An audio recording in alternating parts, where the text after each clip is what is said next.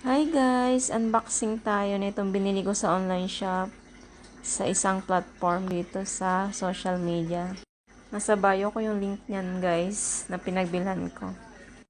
May pre-adapter guys yung naunang inalis ko doon sa box saka yung manual na English. And ayan ang pag-open ng box mo, ayan na siya yung pinakang una. Ito naman yung manual na Chinese. Pero mas okay yung nauna kasi English. Yung nasa labas. Tapos, ayan naman yung kanyang protector foam. Pagkuha mo, naka-secure yung items. Ayan. May foam din sa ilalim. And may naka-plastic siya. Fiber plastic yata yan. Ayan yung rice cooker.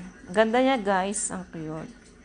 Tapos, pag open mo ng rice cooker, ayan yung previous niya. Mayroong cable, tsaka measuring cup, yung spoon, tsaka yung pang soup spoon.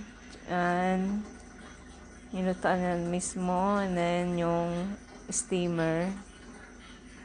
Tsaka meron din siyang sticker guys. Yan. Papaltan mo dun sa Chinese character dyan sa rice cooker. Yan lang guys. Thank you.